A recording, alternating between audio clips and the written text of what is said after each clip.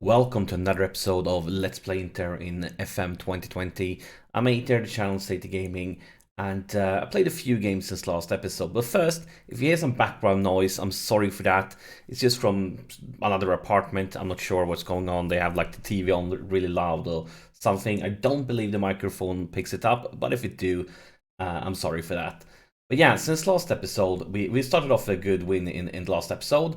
And look at that, we've been winning big. 4 goals against none versus Sassuolo, 3 goals against 1 versus Sampdoria. And then we played our first Champions League game. Got a good win versus Sparta here. And look at this.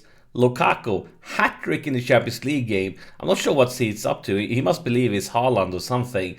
And talking about Champions League, yes, the draw for the group stage have been made, and we clearly got a. No, I shouldn't jinx it, but I would definitely say that this draw is much easier than last year's. But that said, I'm not taking anything for granted. I mean, away games versus Shakhtar is going to be very difficult. You know the class of Valencia, and yes, we managed to beat Sparta in the first game, but when we play them away, well, that could be a different story. But I mean, if you go back to last season. We had teams like Atletico and Bayern Munich in our group. That was a tougher group.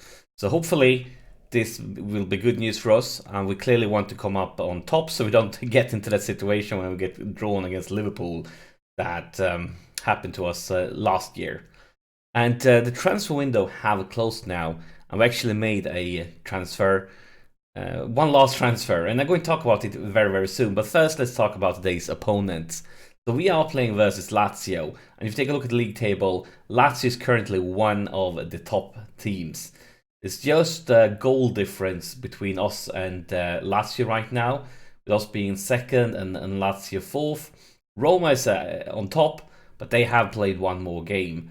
So if you ignore Roma for now, we have 4 teams with the same amount of points, with Lazio is one of them. So yeah, maybe we could call this a very early league final, who knows?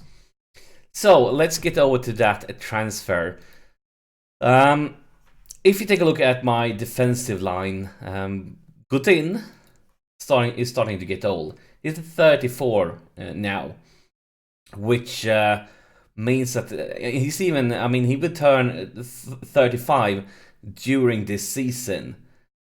And that means 36 during the next season. So I'm not sure if he will play for us next season. His physical attributes, as you can tell, you see some red arrows here, starting to decline quickly. So I think this could be his last season. And a very, very good young defender were transfer listed for a pretty big amount of money. But I felt like, even though we might not need it until next season, we need to strike when the irons is hot, especially since like every big team in the world was interested in him, and that youngster is Mr. Nikolai Milinkovic, and he's injured. He's been injured for like 4 or 5 weeks. We bought him injured.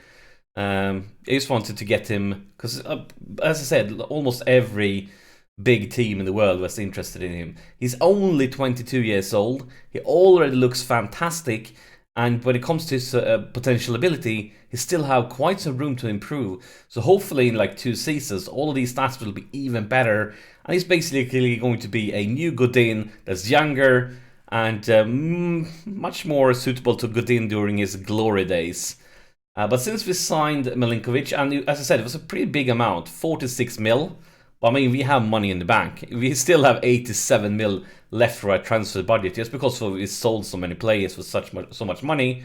I felt it was worth it. Like, even though we didn't need it for this season, it's a perfect signing for the next season, and I can't imagine us getting a better signing next season for a cheaper price, just because he was transfer listed. But yeah, he's still injured. Soon back. He's been out for I think 4 or 5 weeks, and because of that we signed him, I loaned out. Bastoni, just because I want him to get a lot of match time, because I still have him in my future plans. I believe next season, if Godin leaves, he will be back and he will be a regular starter. But for this one, we loaned him out to Parma, and he will be playing basically every game there. And we have tutored him. He's a perfectionist. Can't speak. Perfectionist right now. Has got this determination up. He's just ready for more first team experience. And yeah, that's it. Other than that, this is where we're going to start. Been a few days since the Champions League game. I did a lot of heavy rotations for the Champions League game. Played some youth plays. I even played like with my youth goalkeeper and so, because I felt pretty secure for the home game versus Sparta. But we have, I think, other than the injury, we have one suspension, and that's the kind of the deal right now. But we're up against Lazio. It's a very good team. I mean, they have the same amounts of points as we have. It's going to be the early league final. What do you want to say? Oh, actually, last season, the last time we played against them, we lost.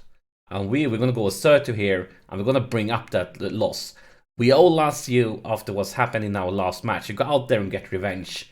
And look at that. Yes, that was the reaction we were after for everybody but Asensio. Because Asensio wasn't with us last season, so you have no idea what we are talking about. But a little talk to him, and now he looks happy too.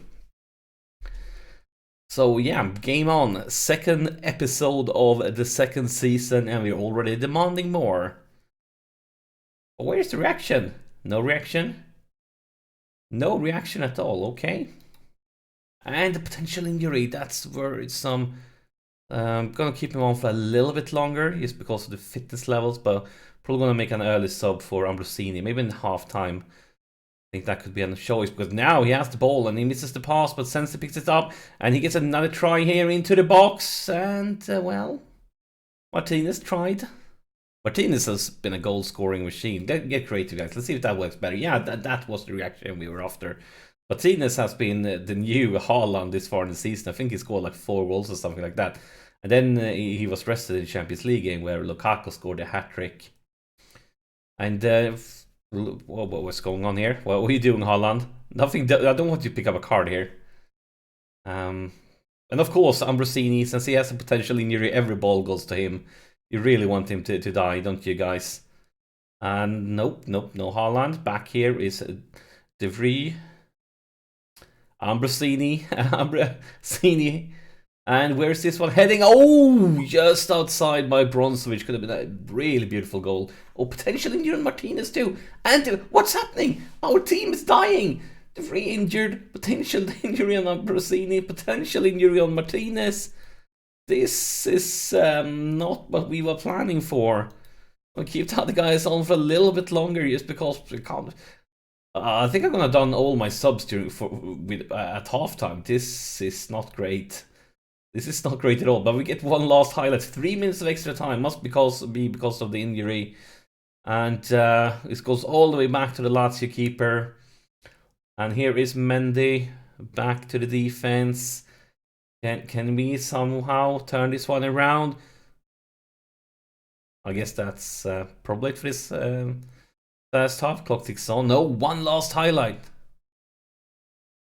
Which direction? This seems to be in the wrong direction. It's been a very wrong direction. If we can't win this one back, turn it around somewhere. Come on, everybody's injured. Oof. Luckily though, Danovic is always a beast. But now, first off, we need to tell them that we are not amused. We are not amused what we've seen. And then, let's go to the tactics screen. Fitness levels, one of the sub guys. We're gonna go with Martinez. He's been the most garbage. I guess we could bring in Lukaku then. See if he's still on fire from that Champions League game. And then I really would like to sub. Are we gonna gamble? I think we're gonna gamble. We're gonna make all 3 subs now. I don't just want to risk any more long injuries. But this is a gamble because now it's going to play a lot of time here without any subs to make any potential changes to replace anybody if we get any more injuries. And then we see the first highlight looked like a counter-attack for Lazio. Where is the defense? It's completely gone, but Handanovic is never gone. Oh, I wish we could make Handanovic younger because he's been so good in every single game. I always like it's annoyed on my goalkeepers because he makes silly mistakes, but this far into this save, Handanovic, it's just been a rock. But that said, oh no, wait, here's more Lazio. Maybe we need to start thinking about tactical changes because this is not going our way. Or maybe it is, because here is Lukaku. Lukaku for Haaland. Haaland all by himself. All by himself. And yes, all by himself. Why worry when you have Haaland? Never worry when you have Haaland. He, all you need is Haaland, as the famous Beatles song goes. Doesn't matter what foot, doesn't matter if it's the head, he always score. But yeah, look at statistics. We're actually dominating pretty big. So just the highlights. I feel like every single of these shots have been a highlight for Lazio, but very few of these ones have been a highlight for us. Now, of course, we have already wasted all our subs. This is risky business. We can't make barely any changes if we would like to change the pace of the game, or if we get any new injuries. But the clock just ticks on and ticks on. Nothing happens here since that goal. I felt we were getting highlights all the time before, but let's just say that Handanovic with a goal kick for Skriniar. Here's Bronzovic to Lukaku into the box. And, well, I guess after scoring a hat-trick in the Champions League game, Lukaku is going to go back to be Lukaku and don't score for some while. But it's not over. Here is Lazio, and here is no defense at all. And that's a very late equalizer. Imagine Lukaku was alone with their goalkeeper. If he would have scored, this would never have happened. Never ever. 3 guys versus 2 defenders. Oh boy. Show some passion. We still have some few minutes. We're going to stay attacking. 4 minutes. Clock is 6 on. 2 minutes. 1 minute. And, well, very disappointing. But now I'm worried. Now I'm really worried. Because now we need to take a look at the Indians. First, we're going to tell them that I'm disappointed. Look at these ratings. Let's see, there they are. Like, the only guy that got a good rating was Haaland. Then we see like 6.6, 6.4, 6.7, and so on. So that's the talk. But now about the injuries, I'm worried. 3 to 6 weeks. Send him to physio, 3 to 4 weeks. Okay, I think we can handle that. Not great at all, but we can handle it. Then Martinez, 1 to 3 days. Okay, we are fine. And 1 to 3 days, we are fine again.